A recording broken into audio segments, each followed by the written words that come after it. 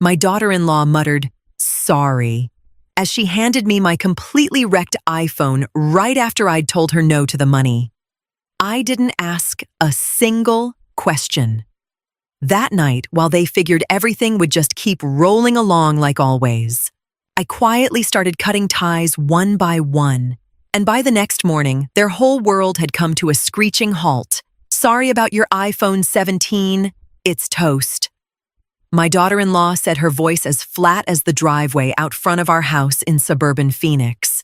She held it up between two fingers like it was roadkill.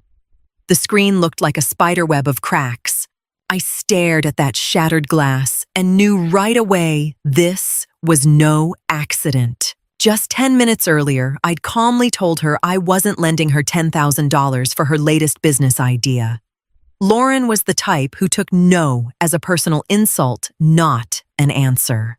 My son Ryan stood in the doorway, eyes glued to his shoelaces, praying the whole mess would just disappear on its own.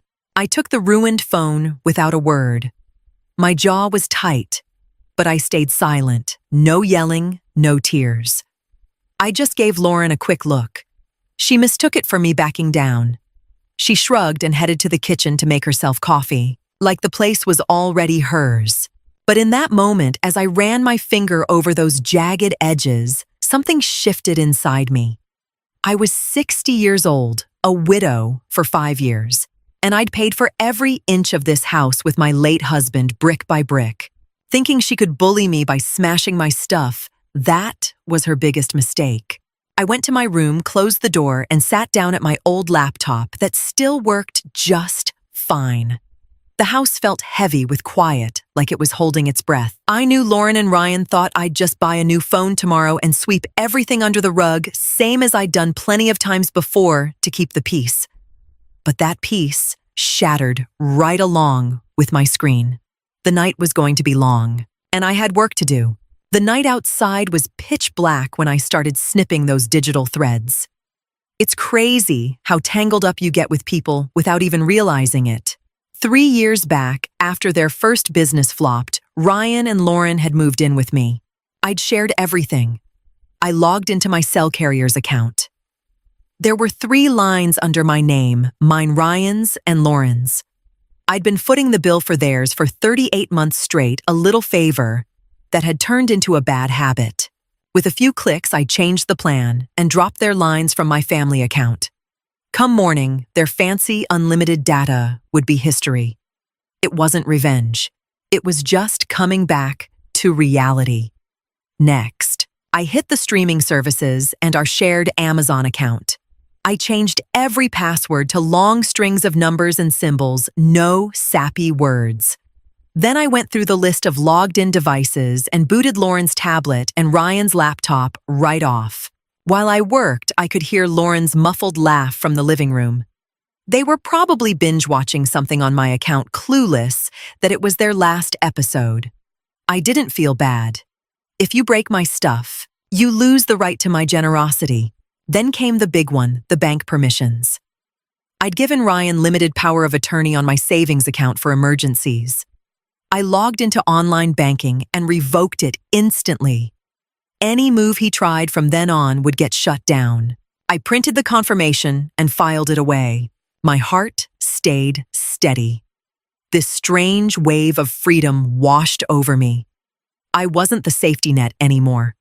I was the woman who ran the house again. I climbed into bed and waited for morning when their digital world would grind to a stop. The next morning started out normal on the surface. I was at the kitchen table sipping my tea when Lauren shuffled in wearing her robe. She grabbed her phone right away, probably to scroll social media. I watched over the rim of my mug. First, she frowned, then shook the phone like she could magic up a signal. "My internet's not working," she muttered, sounding shocked. "Weird. The Wi-Fi's dead too." Ryan walked in a minute later, looking stressed. "Mom, did you mess with the router? I can't log into anything." I took a slow sip. I cleaned up the accounts, I said evenly. After my phone got destroyed, I had to rethink my contracts. "I can't keep covering your phone bills and subscriptions anymore. The silence that dropped was ice cold. Lauren glared at me, eyes narrowing in anger. "You can't be serious. I've got important calls today for my new project." I set my mug down. "Then you'd better get your own plan quick, Lauren, and maybe find a new hobby that doesn't involve my wallet." Ryan looked stunned. "But Mom, we're family." "Exactly," I said.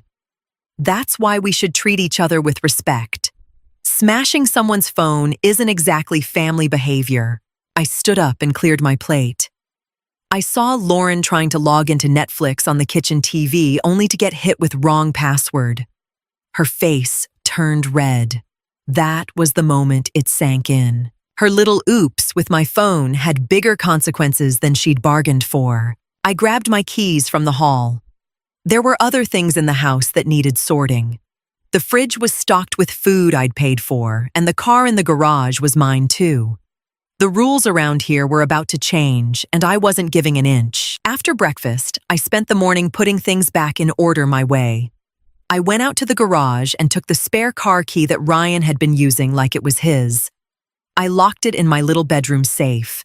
Around 11, Ryan came by with his jacket on, asking if he could run to the hardware store real quick. I shook my head. "I need the car today," I said, without looking up. "Plus, the insurance is only in my name. I'm not taking any more risks." He mumbled something about an important errand, but I held firm. He needed to learn that convenience wasn't a given. Upstairs, I could hear Lauren throwing a fit. Without internet or the guarantee that I'd keep bankrolling her moods, her power was slipping away. She came stomping down the stairs, dressed now and ready for battle. "We need to talk. This isn't okay. You can't just cut us off like that. We live here too." I looked her straight in the eye. "You live here, Lauren, but you're not contributing. Not with money, and sure, not with respect." I walked into the kitchen and stuck a little note on the fridge, a breakdown of their share of the utilities. "Starting next month, I expect a contribution.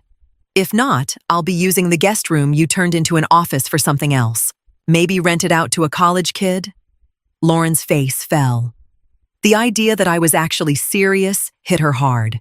She'd spent years seeing me as the easygoing widow who was just glad not to be alone. But being lonely was better than being used. I felt Ryan standing there torn between us, but I didn't need his backup. I just needed my own spine. I went out to the garden and started pruning the roses. The physical work calmed me down. I knew they'd try to guilt trip me soon, but my mind was made up. Just like I expected, the tactics switched by evening. Instead of anger, they tried fake concern. Ryan sat down with me in the living room while Lauren made a show of quietly fussing in the kitchen. "Mom?" He started, his voice dripping with phony gentleness. "Lauren's really upset. The phone thing was a dumb accident. She's stressed about job hunting. We think you're blowing this out of proportion." He reached for my hand, but I gently pulled away. Ryan, an accident is tripping over something.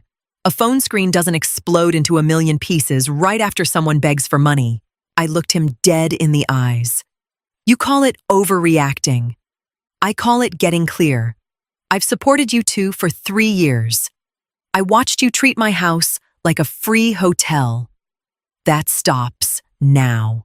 Right then, Lauren walked in, eyes all red like she'd been crying. "I wanted to apologize, Ren. I was just desperate. Can't we go back to how things were? I just need the internet for my applications." It was the classic move to tug at my mom heartstrings. In the old days, I probably would have caved. "You can fill out applications at the public library," I said coolly. "They've got free Wi-Fi." For a split second, the sorry mask slipped off Lauren's face and pure rage flashed through. Then she stuffed it back down. She realized her tears weren't working on me anymore. I stood up and turned off the TV. "I'm heading to bed. Tomorrow's bulk trash day. I'll be clearing some furniture out of the office since I'm turning it back into my sewing room." The shock on their faces was almost funny. They'd thought a little fight would fix everything. They didn't get it. Yet I wasn't fighting. I was just acting. I locked my bedroom door behind me, a new habit that made me feel safe. My house wasn't their playground anymore. The next morning, I didn't wait for them to wake up. By 7, I was hauling old boxes up from the basement. I went into the so-called office upstairs, the room that used to be my sewing space, before Lauren filled it with her files and fancy desk. I started packing her things neatly but firmly into boxes. When Lauren showed up 2 hours later, sleepy-eyed and yawning in the doorway, half the room was already cleared. "What are you doing?" she practically yelled. "Those are my documents. This is my room," I corrected her, not stopping. "I told you yesterday I was taking it back. I'll move your stuff to the attic for now. If you need anything, you can grab it from there." Ryan came running at the noise. "Mom, this is too much. You can't just kick her out of the room." I turned slowly. "I'm not kicking anyone out, Ryan. I'm reorganizing what's mine. If you two need workspace, you'll have to find your own place. This isn't a co-working spot." Lauren exploded. "You're so selfish. All because of one stupid phone, you're ruining our lives." I stayed calm while I taped up the last box. "No, Lauren. I'm protecting my life. You're both healthy adults. Letting you coast on my dime was my mistake. Fixing that mistake is my responsibility." I picked up the box and carried it past her. Their fight was all talk now. They had no legal leg to stand on, no lease, and the house was mine alone. With every box I moved, I felt years of weight lifting off me. They'd thought I was weak because I'd been quiet. They'd forgotten that quiet can be the calm before the storm. By lunchtime, the room was empty. The house split into 2 zones after that. I kept the downstairs and my new sewing room. They stayed holed up in their bedroom. The air felt like right before a thunderstorm. At lunch, they tried to punish me with silence. They didn't say a word, not even thanks when I mentioned there were leftovers from the casserole. That was fine with me. Silence was a luxury I hadn't enjoyed in years. But in the afternoon, things escalated again. Ryan tried to go grocery shopping and found out the joint credit card tied to my account had been declined. He stormed out to the backyard. The card got rejected. We've got no bread, no meat, nothing. I kept trimming the hedge nice and easy. I canceled the card, Ryan. It's time you two ran your own household. I shopped for myself. My food's in the pantry, and it's locked from now on. He stared like I'd started speaking another language. You're gonna let us starve. Don't be ridiculous, I said, setting the shears down. You've both got 2 legs, and there are grocery stores everywhere. You must have some savings left. Or did you blow it all on Lauren's phone-smashing stunt? I watched him swallow hard. He knew Lauren was broke, and he didn't have much either. They'd counted on Mom always picking up the tab. If you want to eat, go shopping. Simple as that. I went inside and locked the pantry. I wore the key on a chain around my neck. It was tough, sure, but it was the only language they understood. That evening, I heard them arguing in the kitchen, probably counting pennies. It was the first time in years they'd really had to think about the value of $1. I sat in my clean living room reading a book while hunger started teaching them a lesson. The week dragged, but every day made my position stronger. Ryan had picked up a small delivery job to cover the basics. Lauren mostly sulked in their room, refusing to accept she'd lost. The real turning point came on a Thursday. I'd decided to change the locks on the front door, not to trap them out, but to keep control of who came and went. When they got back from a walk that afternoon, their keys didn't work. I opened the door before they could start banging. Here are your new keys, I said, handing one to each. But there's a condition: whoever doesn't start paying a fair share of rent by the end of the month needs to pack up. I've already put ads out for tenants. Lauren let out a hysterical laugh. You'd let strangers into our house.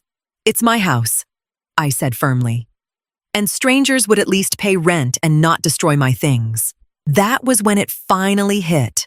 Lauren, her spot here wasn't safe anymore. She spun on her heel and started throwing clothes into suitcases. She yelled at Ryan that she couldn't stay with this crazy old woman. Ryan tried to calm her, but it didn't work this time. I stood in the hallway and watched her stuff bags.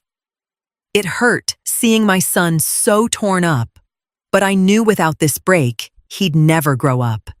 He had to choose keep being Lauren's sidekick or finally stand on his own 2 feet. I didn't offer help. I just watched. When the first suitcases lined up in the hall, the house already felt lighter.